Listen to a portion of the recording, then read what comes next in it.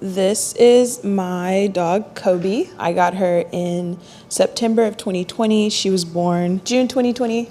So she was of course, my pandemic puppy that came at the right time in my life for sure. She's a little anxious, a little nervous, but that's kind of her breed, so I've gotten used to it. I would say growing up, I was always what my mom would consider a busybody, so I would love to learn new things, try new sports. And so when it came to the pandemic where you couldn't really do new things every day or just the things you were used to doing every day, you had to kind of find something that brought you interest. And I had always wanted a dog. And I remember growing up, we had a dog for about a year, but he unfortunately ran away. So yeah, I wanted a challenge in the sense of seeing if I could really, take care of someone other than me, even though she isn't a person, she's a dog. And so trying that out every day, I was learning something with Kobe. She taught me patience. She taught me to take time to just relax because she loves to take naps, and she generally likes to take naps with someone being near her. So just having the time to actually sit down and, make time for her, make time for what she needs. She's a very particular dog because she is so anxious. So I had to learning how to take care of someone other than myself and being aware of her needs. And that really made me be aware of my needs, especially my emotions. I think just being part of the Black community growing up, mental health was not something that we talked about. I was blessed to have, two parents who have been married since I was born, are still married now. So having, parents that I can speak to, but not necessarily go in depth about mental health and my emotions and my thoughts. In adulthood, I really had to tap into that and made sure that I made time for understanding my emotions, experiencing them, not shying away from them. I think growing up, just being involved in sports, my time was taken. So I didn't really have time to sit down and, think about, oh, how am I feeling today? Why do I feel emotional right now? Why don't I want to be around people? Or why do I only want to, just go do this one thing, that one thing? So definitely once I hit adulthood and moving up to New York after college, I had to tap into those things and understand those things because how my life was before, playing college basketball and growing up playing basketball, always having a community around me that necessarily you weren't best friends with everyone on your team, but essentially for me, I was for the most part. And so having to come up to New York and tap into a world where I had to find community is where I want to say mental health really expanded for me because I started to understand the importance of me having community, the importance of having people that I can talk to. I still haven't gone the route of having an actual therapist that I talk to. Honestly, I feel like I haven't reached that point. I think that right now having Kobe and having my community around me has really helped me really take time for myself and understand anything that I'm going through. Surprisingly for my mental health is routine. I wake up the same way every day. I try to go to sleep the same way every day. I make the same breakfast. I kind of try to have the same schedule, at least for the beginning parts of my day. I think it helps me. I grew up on structure, so it helps me to center myself and start my day where my foundation is. So yeah, I would say definitely routine. Even comes down to I check on her and then I go make my bed and then I brush my teeth. So it's that's always going to be the same every morning for me. Having a routine is it's normal for me. My advice for someone who wants to get into a routine is just try it out. Make the list of the things you want to do and check the things off that list, kind of a to-do list. Yeah, it can be small things like I said, you wake up, you immediately make your bed, you wash your face, you get a drink of water. It can be very small things. It doesn't have to be check my email, make sure this, that, and third is done. I would just say start with something small. Start with something that you'll just be able to do every day.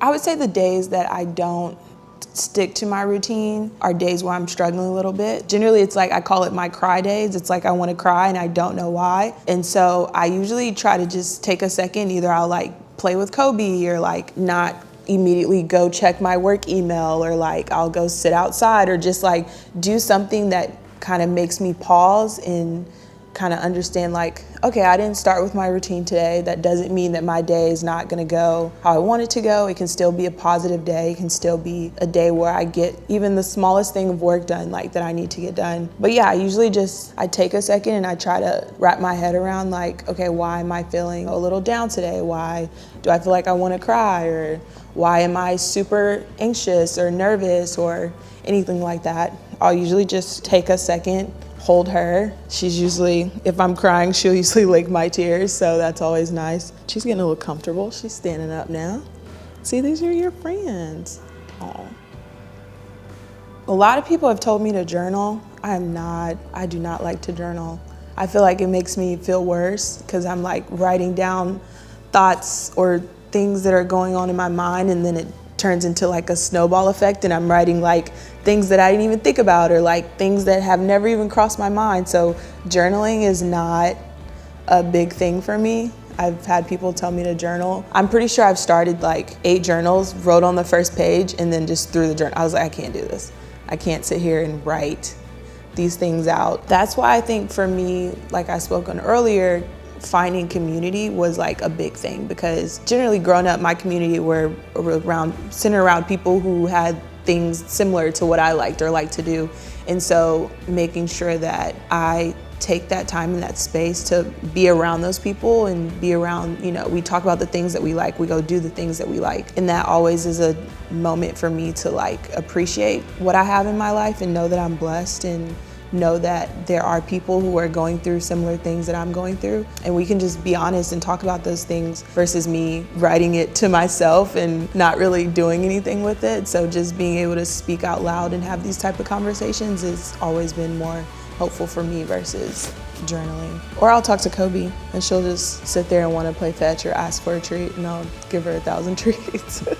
I grew up in a religious home, so my parents, in my adulthood, they've never continued to force religion on me. They've allowed me to explore my Christianity how I've wanted to, but something they've always told me is to pray. It can be a quick prayer, it can be a 30-second prayer, it can be a 5-minute prayer. That's one of the first 2 things I do if I am struggling a little bit, is I pray. Because Lord knows I don't know everything He does, so just at least putting my heart and feelings out there and hoping that He leads me to where I need to be, which has honestly happened my whole life. He has led me to where I wanted to be or needed to be. I would say another thing is, hobbies, like weird little hobbies that I really didn't have before. Of course, like I didn't play basketball outside of college, so basketball has now become a hobby for me. I do like freelance work still related to basketball. Sometimes my current 9-to-5 job allows me to do projects that are super connected to basketball, so that's nice. Another thing has been nails. I wasn't able to have nails growing up because they were too long for basketball, so you couldn't wear nails. So now for me, having nail designs or just getting my nails done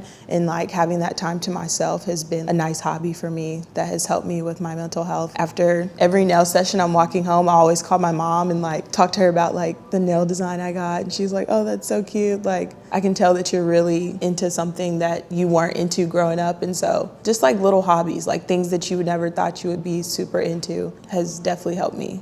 I hate to keep saying like growing up I like played basketball. Like no, seriously, growing up my only things were basketball and school. Like that was my focus. I was into clothes in a sense because my mom was into them, so she would buy me cute clothes, but I wasn't like expressive with my clothes. So once I came into adulthood and I could buy what I wanted to wear and I could express myself through my style, that has definitely been something that represents my mental health like to the T. Like if I'm dressed how I want to be dressed and I'm comfortable, like today, like this is a very me comfortable fit. Like I'm a little tomboy but still super girly, so being able to express like my masculine side with my feminine side is like always something that I really tap into when it comes to my mental health. Like if I'm going outside, I'm putting on a fit. I don't care if I'm going to the bodega or if I'm just taking her around the corner just to get her outside. For me, I will always show up in a fit and I'll try to be the best dressed person in the room because it'll make me feel like I'm that person in the room when I step into a room. So, and I don't go crazy on clothes. Like when it comes to money, like there's so many outfits. Like thrifting's cool. I love to shop a sale.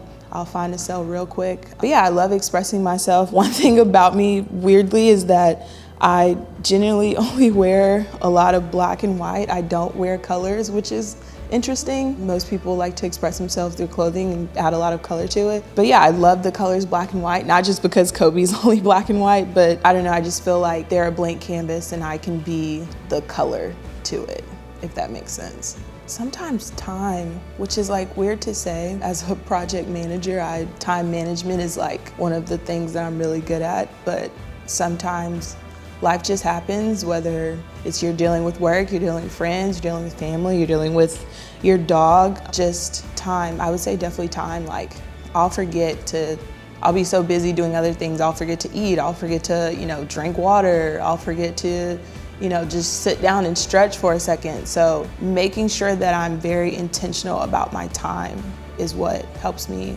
make sure that I focus on my mental health. Yeah, I try not to freak out if I feel like I ran out of time. I just try to tell myself, okay, we'll add it to the next day. And I really try to make sure if that's what I need to do, that's the first thing I try to do in the morning. When I don't want to talk to anyone, I'm a very communicative person.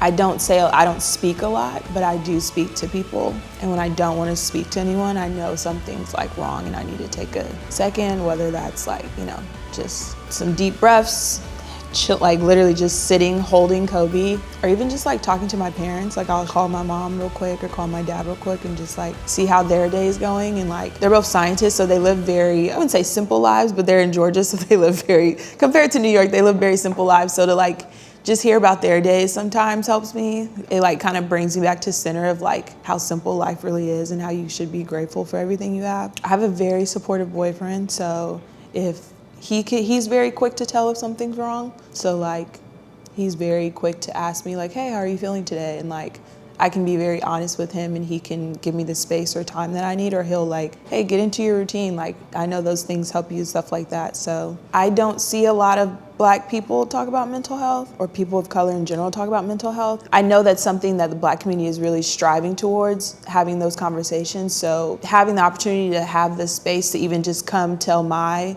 small story. I don't think I deal with mental health at like the depths of a lot of friends that I have. I think I still deal with it in my own ways, but still just having the conversation, no matter if you have a support pet or if you have a therapist, like just coming to have this conversation and tell my small story is probably why I said yes to this. And yeah, I had no idea that Kobe was gonna come today, so that was a cute little bonus, or that she was gonna be on camera, or you guys wanted her on here. But yeah, that's why I came.